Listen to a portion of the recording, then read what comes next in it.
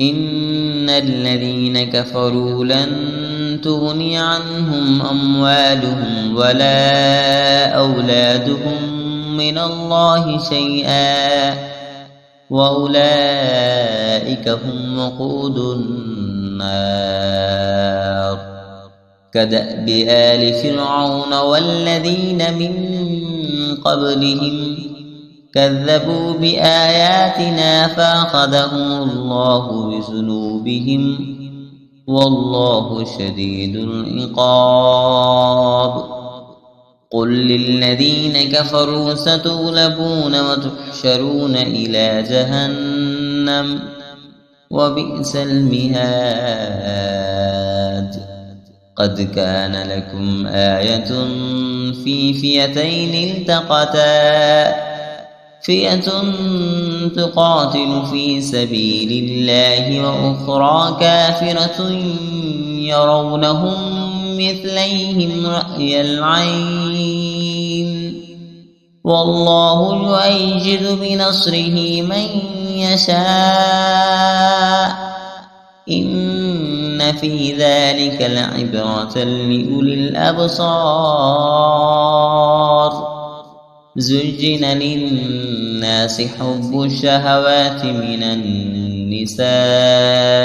والبنين والقناطير المقنطرة من الذهب والفضة والخيل المسومة والأنعام والحرث ذلك متاع الحياة الدنيا والله عنده حسن المآب قل أنبئكم بخير من ذلكم للذين اتقوا عند ربهم جنات تجري من تحتها الأنهار خالدين فيها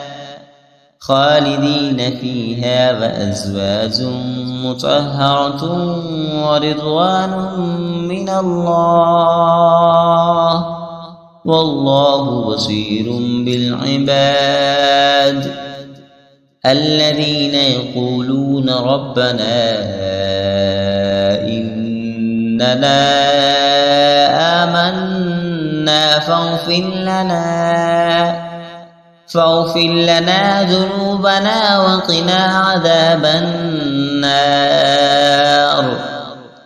الصابرين والصادقين والقانتين والمنفقين والمستغفرين بالأسحار شهد الله أنه لا إله إلا هو والملائكة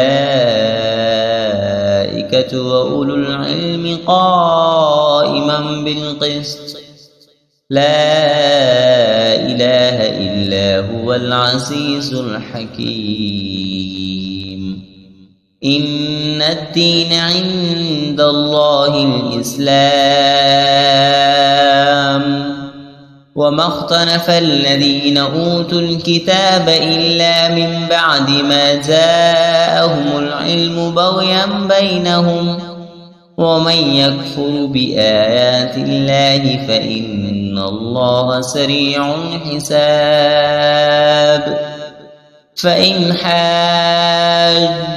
فقل أسلمت وجهي لله ومن اتبعني وقل للذين أوتوا الكتاب والأميين أسلمتم فإن أسلموا فقد اهتدوا وإن تولوا فإنما عليك البلاغ والله بصير بالعباد